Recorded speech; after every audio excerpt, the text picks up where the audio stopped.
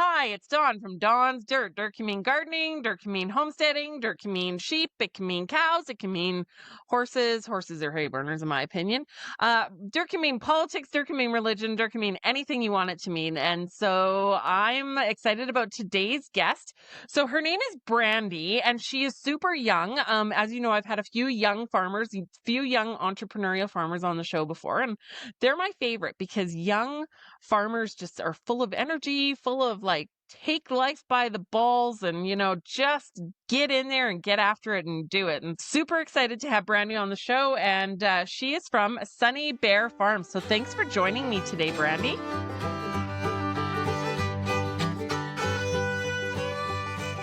Thank you for having me. So tell me just a quick little bit about yourself. So, again, we're probably not supposed to ask age, but how old are you, young lady? I am 25 years old. I am located out in Pinson, Alabama, so a very small town out in almost the middle of nowhere. We're about 20 miles away from Birmingham. So if you know where Birmingham's at, we're north of that. Um, and so I'm just so excited to be here. We're a small farm. We're on 5.5 acres, and we're just a small hobby farm. Cool. I love it. And so, as a small hobby farmer, like, what are you all doing on your farm? What do you all have on there?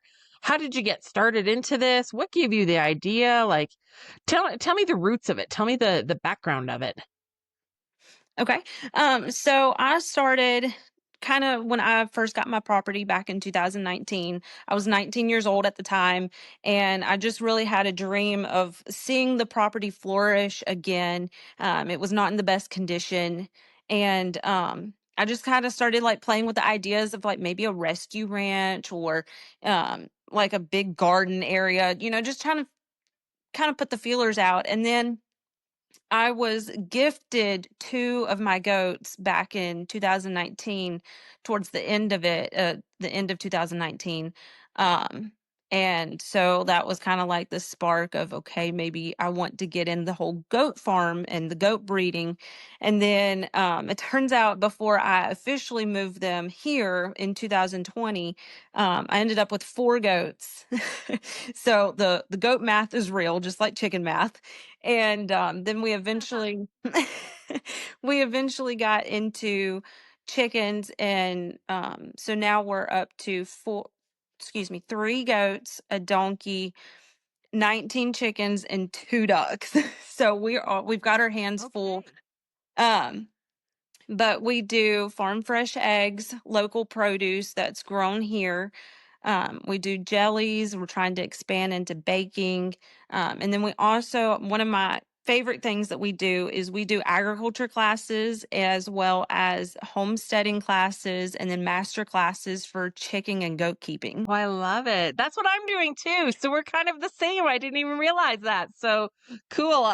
I think we need more of this to go around. I really feel like the homesteading movement and, farm to table is the way to go. And so you've got a small flock of chickens. So you've got 19 chickens, you said, and Yes. then a few goats. Do you milk your goats? I do not. They are strictly for when people come out to the farm. They've never experienced goats before, and so they're more of like more hands-on type goats.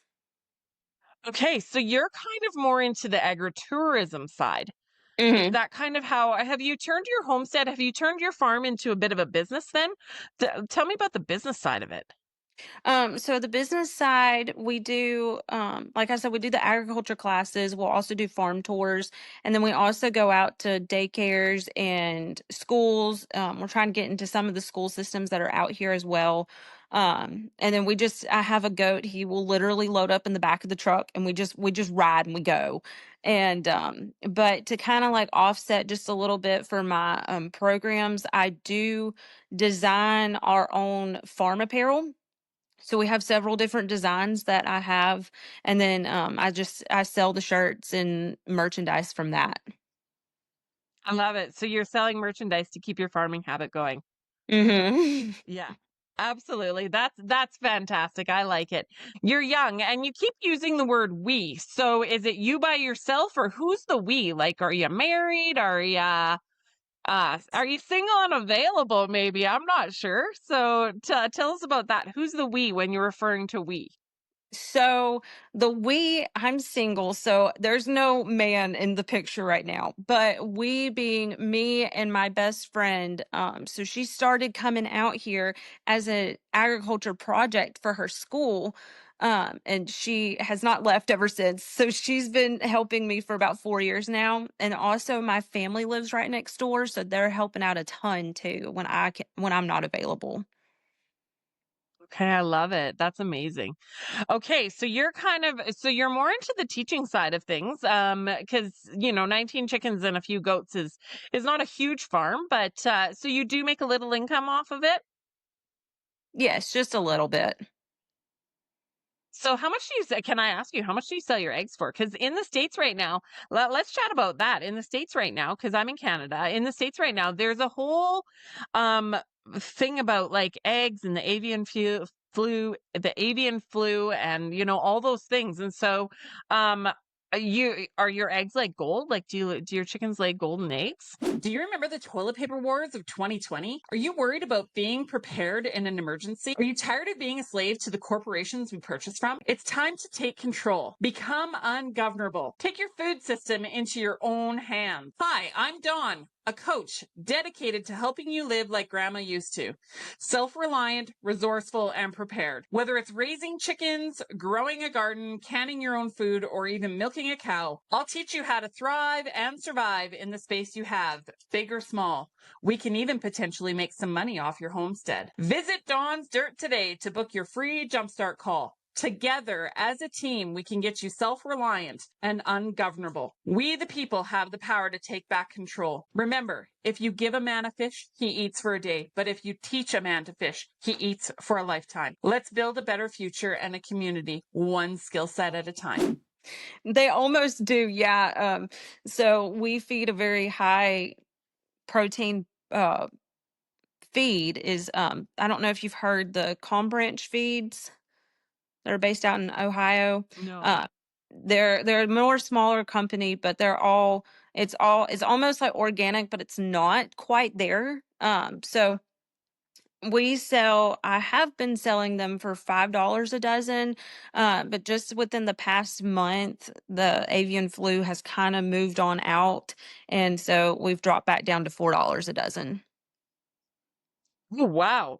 Wow, that's actually really quite low for eggs around here. I mean, the average backyard flock here in Canada. So like this is really cool to compare it. So the average backyard flock, if you're in a rural area, you can sometimes get eggs for $5 a dozen or $6 a dozen.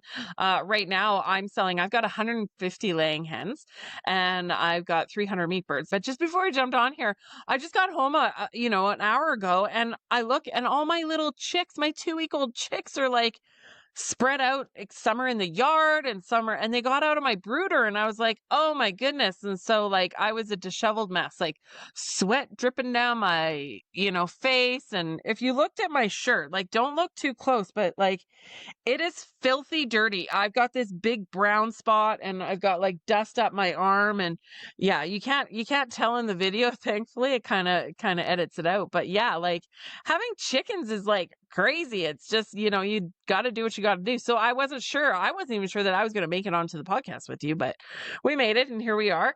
That was a little rant on my end. So we were talking about egg prices. So I sell my eggs at $10 a dozen actually, which is insane. Like up at the Canmore Farmers Market, that's what I'm selling my eggs for. So how did you come up with your $4 a dozen? Tell me a little bit about that. So I just kind of base it off of what is in the stores. And then also like the demand. And even though I'm more of one of the more well-known farms that are out here, a lot of people that's within the city limits, they're starting their own and they're getting more backyard flocks started up. So like the 4 or 5 hens in the backyard type thing. And so it's really just based on demand. Really, I think in the stores right now they're like $3.50 a dozen. But when the avian flu started, I was actually significantly lower than what the stores were selling. So I was getting constantly sold out, and I had a 12-person waiting list at the time. Wow. Wow, that's cool. A waiting list. That's the way to have it is, such high demand that you got people. So you need more chickens. That's what you really need, a bigger flock. Have you thought about growing your flock and growing your business? Yes, absolutely. So right now I'm trying to go into the ducks. My best friend who helps me, she wanted ducks and she's been wanting ducks ever since she started. So she finally got the ducks, and so we're kind of trying to build that up, and then eventually we will expand the flock a little bit more. I do have some older hens within there, so they only lay maybe like twice a week, but as long as they're paying rent, they're fine.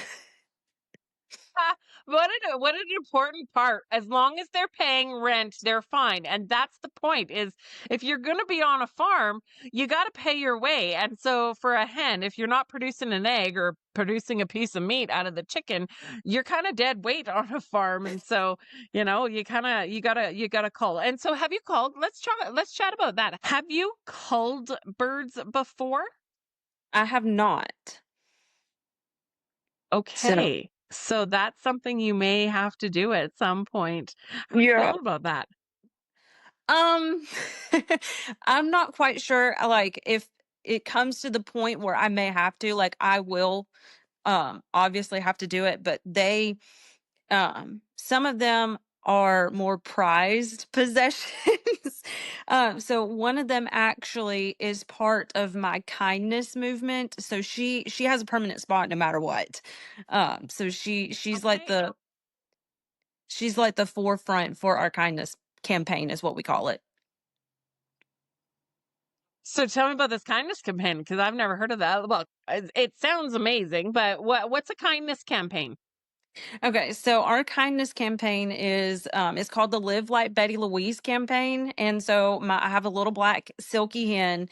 Her name's Betty Louise, and as soon as I got her, she would just, I mean, she ruled the roost. As soon as you go out at 6 a.m. in the morning, she's the first one up, and she's just the talk of the town.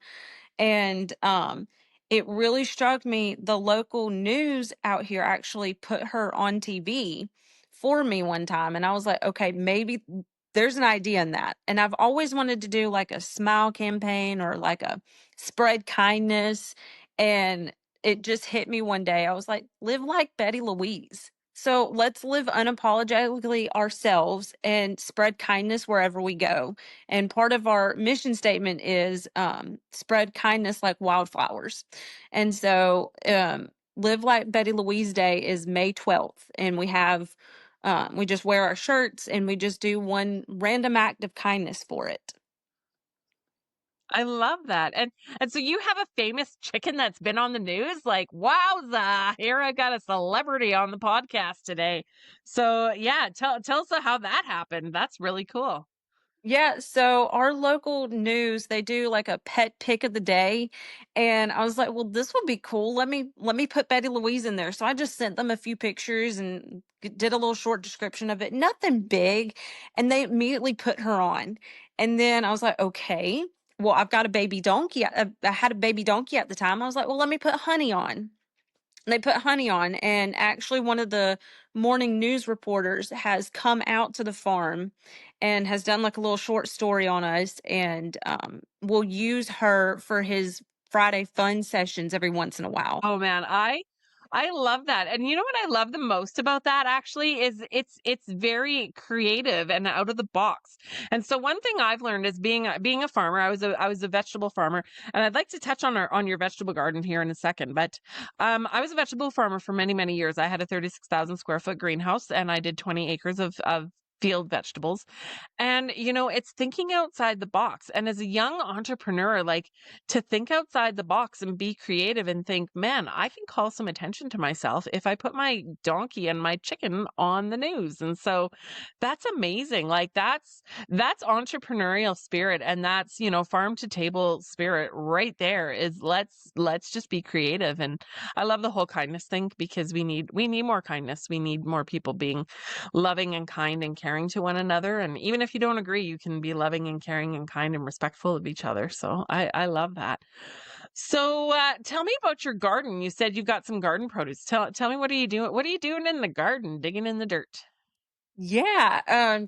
So everything got started last year. So I have apple trees. We've got some blueberries and blackberry bushes and a nice little strawberry patch, and then just like a small garden. I don't have the best green thumb, but I'm trying. So Okay. we've got some carrots and uh, bell peppers and some tomatoes in the little garden. So we're going to try it. And if it goes well, then we'll definitely expand and move into something bigger next year for sure. Nice. Now I'm going to kind of pitch myself on you. Have you ever thought about doing more farm to table vegetables, like for sale? Yes. So, I talked about like my family lives right next door to me. So they have established blueberry bushes from when I was little. So, like, I kind of helped with that. So, I have been selling the blueberries and their blackberries for a little bit for that. But as far as like the bigger vegetable stuff, I definitely want to move into that. I feel like that's now shifting more of a need almost out here because everybody's looking for fresh, local, and organic is what I'm seeing more, especially with being so close to the city. Absolutely. So, I'm a believer. I believe in God and I believe in divine appointments. And maybe we were supposed to run across each other because I'll tell you what I do actually. I am a homestead coach and I coach people on farm to table sales. And so, like I said, I had a 36,000 square foot greenhouse and I did 20 acres of garden. And, I grew and sold vegetables in my local farmers markets for years. And so I made a great living at it. I had on farm, I had 12 people on payroll, up to 12 people on payroll. And I had a couple of market stores and things like that. And so, yeah, that's what I do actually is I teach people how to grow food or raise food or get into bigger flocks of chickens or things like that and make money off their homestead. And so when I hear of you, you're so young and you're entrepreneurial and you're creative and you're not afraid of hard work. That's obvious. And so, yeah, like you would honestly be my ideal client in many, many ways to like, let's get your farm booming. Like I said, I've got 150 laying hens. I've got, meat chickens. I sold $1,500 worth of chicken and eggs yesterday at the market. And so pretty thankful for my customers and my clients and the people on my team. And I was listening do you know who Joel Salatin is? Have you heard of Joel Salatin? I have not. Okay, so look him up. He's a very interesting Polyface Farms. Joel Salatin. He's also called the lunatic farmer, but he was talking about. He said we need more people to be growing more food and to be creating our systems, our food systems around community. And so that's what I did when I had my farm. Was I created my community of people and my customers and all the things like that. So what's your goals, hopes, and dreams for your farm? So my ultimate goal is for us to fulfill our mission statements every single day. So our mission statement is to advocate for agriculture, spread kindness like wildflowers, and show God's love to everybody. So that's obviously one of the big goal that I have every single day. That's like when I wake up, I'm like, okay, I have to do these three things every single day. But ultimately, I want to expand and kind of move more into like doing this every day full time and being more profitable. I want to get into where we have farm tours every day and we have I have people coming in for the homesteading consultations or have kids come in from a school on a school bus driving up the driveway like that's a big goal of mine. I love it. I love your goals, hopes, and dreams because that's what we need more of. Is we need more, like I said, more education. And I love your mission statement. Spreading God's love. That's so important. Jesus was love and is love and kindness. And what was the third thing? Advocating for agriculture. Advocating for agriculture. And that's the thing is people don't realize our city people, and that's why I've got Don's Dirt going is, partly for homesteading and partly for gardening and partly for, learning and partly to advocate on behalf of farmers because we need more small farmers. I believe, and tell me what you think after I say this statement.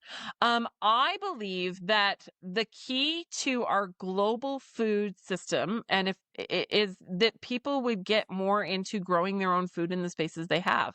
If you give a man a fish, he eats for a day, but if you teach a man to fish, he eats for a lifetime. And so if we have more people like yourself, young people getting into farming, getting into agriculture, getting into food, getting into farm to table sales, our food system, and not only, here in North America, Canada, United States, but right across the world, globally, if we do more local food, farm to table, build the relationship, I think that's where we will stop the hunger issues. And so, what's your thoughts on that? That's a pretty big statement, but what's your thought? Yeah, I fully believe in that too. And, when I have people, we have a tractor supply 3 miles away, and the amount of phone calls that I get, like the employees will call me and be like, hey, so and so has a question. Hey, so and so has a question. And just like, people don't realize, and I'm not quite sure about up there, but I know as far as for down here, people don't realize where food actually comes from. They think that they go to the store and it's sitting on sale and they pick it up and they pay for it and they go home. And that's why I'm so into like the agriculture education side for it. It's just because people don't know. And I feel like if they did know, then they would, use their small subdivision backyards and grow what they need to in order to sustain. Yeah, absolutely. So you've got your goats and you've got your chickens and you've got a garden and you've got some fruit trees. How what's your diet like? Like that's like those two things kind of go hand in hand. What do you eat? Um, so I do a lot of fruits and vegetables, and we have a local farmers market that I do go. And if I want like some fresh strawberries or that when I'm not producing, that sort of thing, a lot of fruits and vegetables, a lot of protein. So like chicken and beef. And every occasionally we'll sneak in some sweet treats in there too. But overall, that's probably, I mean, as a whole, like you need to eat more whole foods, um, as far as for me, at least. Yeah, absolutely. For myself, like I think that the grocery store, anywhere in North America, when you look at the center aisles of a grocery store, it's just garbage food. It's not even real food. It's just, something filler that we put in our tummies to, last one more day, but it's just so detrimental to our health. So, yeah. So, and with your garden that you grow, you said you've had some trouble with it. What kind of trouble have you had? Like what's not going well with your garden? So right now they're kind of like everything's like at a standstill. So I had seeds that sprouted and then that was about it. But for the state of Alabama, the whole month of May, we've had 29 days of rain. And as far as June goes, it's June 12th. So we've had, I think, 8 days of rain. So not very many days of sunshine and drying out. It's been a lot of flooding and storms and that sort of thing. Wow, that's a lot of rain. That's crazy. And so then with rain comes cold and it also is cloudy. And so you're not getting the sunshine, the vitamin D or whatever, I forget the technical word is, but I just know that plants need sunshine to grow. And so with cloudy, cooler weather, yeah, your plants are going to be at a standstill. Is that normal for this time of year? It is not. So normally we have a little bit of a dry spell, and especially for Alabama, we're in the deep south. So we don't get the colder weather after the rain. Yes. So normally after every storm, we'll have like a little bit of cooler temperatures and then it goes right back to hot, humid, like temperatures in the 90s out here, especially for this time of year. We rarely get a winter down here. Okay, that's very different than Canada because we get July and August and I've seen it snow in both of those months and yeah, oh yeah, yeah, we've had a little bit of snow in July and a little bit of snow in August and one year I had cuz like I said I had 20 acres of crop and one year we had snow the beginning of September and it just destroyed the corn crop like bent everything over and killed it all and it was terrible. Okay, so it's hot and humid down there. And so what does that do for your growing conditions then? What does it do to your plants? So typically as of like it should be right now, they should be at least to this point of the stage of like starting to produce like little blooms and the start of produce. But like I said, we're like they've been at a standstill for at least 2 weeks. And I've got some friends down here that do hay, and they produce a lot of hay. And he said that the for being able to get out there and cut it and allow it to dry in between our rain how we've been having, it's very difficult out here. Well, and it makes with a hay crop for sure, it makes it all mildewy and it doesn't dry properly, and then the quality goes down, and then the nutritional value goes down. And yeah, so that's weird. And we up here in Canada or in Alberta right now, we're dry. Like we're hot and dry right now. It's crazy. Like our hay crops, if we don't have rain, like hay is going to be at a premium this fall because yeah, we're not getting the growth because we don't have the water on it. And so yeah, be a farmer, they said. That's what farming's about is, the hay crop didn't work and the corn crop didn't work and the carrot crop didn't work and this didn't work and that didn't work. And so it's, you're really a high roller gambler when it comes to producing food. And I think that's the thing that people don't realize is it just takes so much and something can go wrong all the time. Like my little baby chicks getting out yet again. Like so frustrating. So your goals, hopes, and dreams are the education portion and, getting more into farm to table sales. So where would you like to see your farm go as far as farm to table sales goes? I would definitely like to get into more farmers markets. We're getting ready for our second one, actually happening tomorrow. And so just to be able to kind of move more into that, we also have a farm stand located on the farm too. So like I really want to be able to put more produce out in it and having it open during the week for people to just stop by and pick up what they want. And then of course, do all that fun stuff. So you're doing your second farmers market tomorrow, and what will you be selling on your table? Because I did up to 13 farmers markets between me and my staff. We did 13 markets in a week, and yeah, like I did. I love farmer. I'm vibrating. I love farmers markets so much because you really get to know your customer and you get to build the relationship, and it's not just a transaction. It's about a partnership really. And so what will you have on your farm stand or at the farmers market tomorrow? So we will have my merchandise that I create. So we'll have a bunch of shirts, hats, stickers, magnets, decals, just to kind of like spread the word. That way we're like giving people like, hey, remember us for your next farm fresh egg sale. And then we'll also have farm fresh eggs and then blueberries as well. Love it. Blueberries from your parents' farm. So do you want to know my advice when you're at a farmer's market? Yes. Can I give you some advice? So the biggest thing I have found at a farmer's market, the biggest thing that you can do to boost your sales is don't pick up your phone.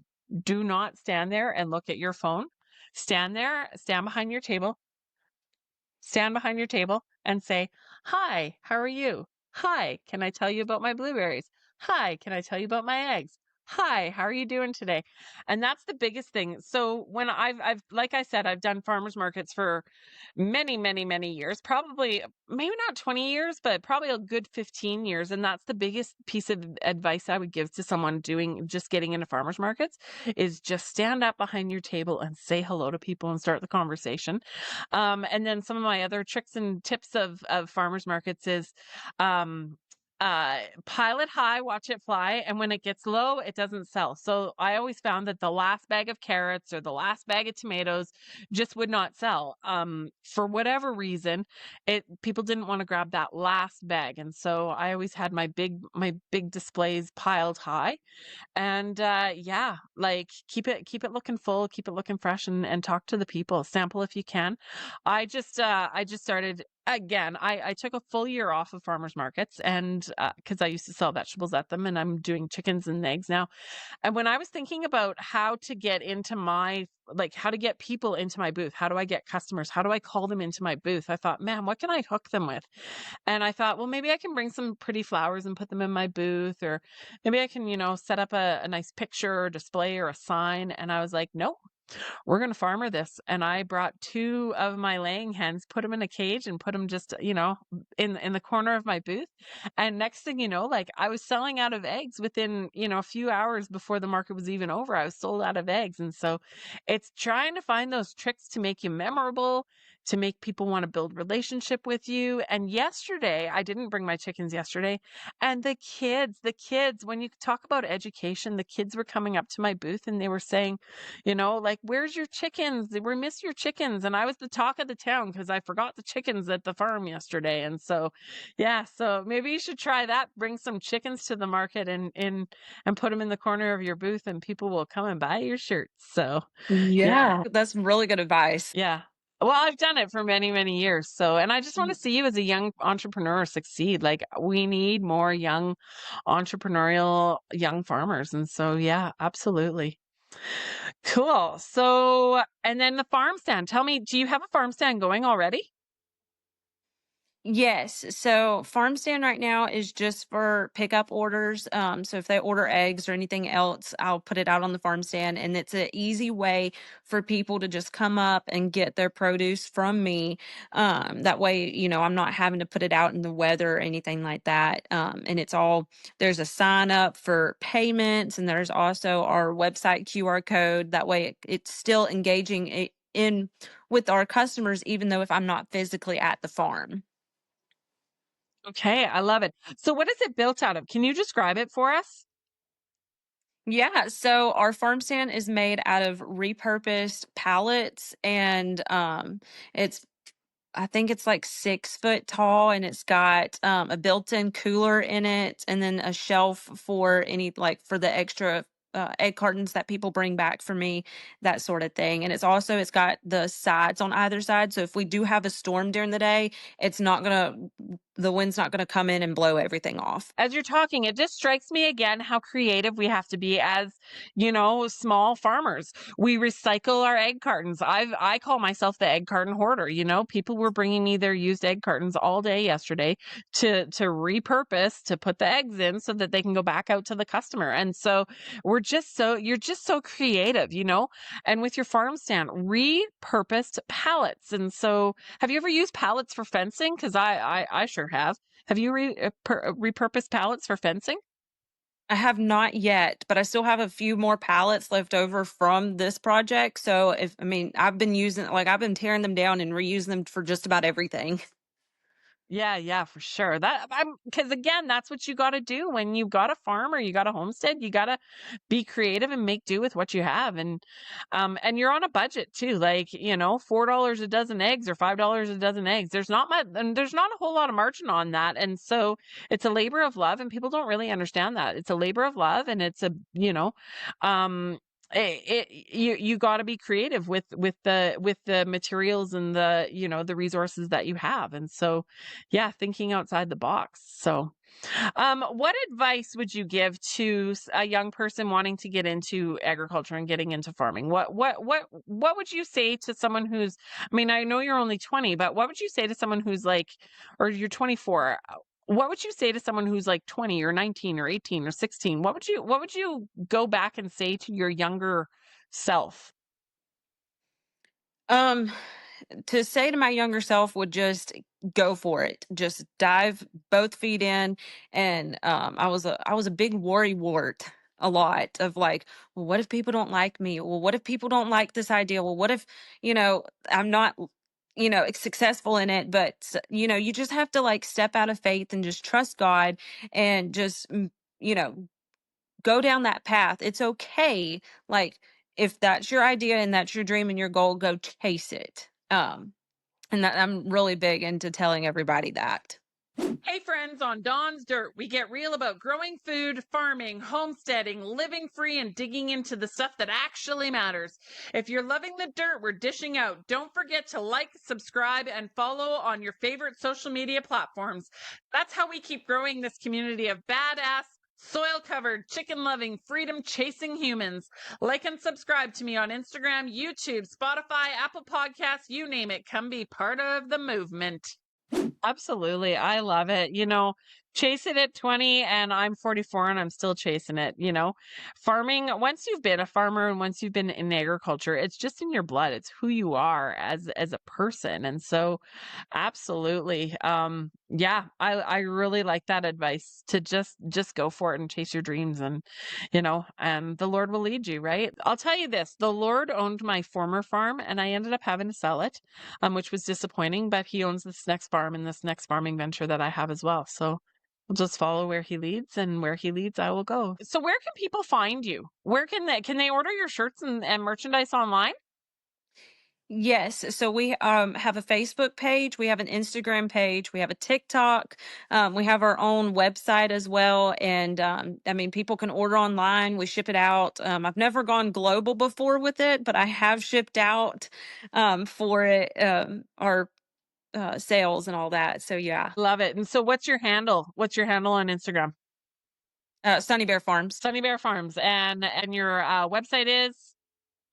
It's a little bit trickier, but you can find it on my Facebook page. It's like wexsite.com /Sunny Bear Farms. Thanks so much for your time today. Thanks for being on the show. Thanks for chatting about farming and agriculture. And yeah, you and I should actually jump on another call about how to get your farm thriving and getting you into that business, that real business side of it. I've done it for so many years. I've been an entrepreneur, I've been a farmer, and I've done farm direct sales for years and years on end. And yeah, I'm teaching people how to do that. And so we can chat about how to get your garden growing and how to get your food producing and how to get you more chickens and more eggs and how to get that side business going. And so yeah, thanks for being on the show today, and really appreciate your time. Thank you for having me.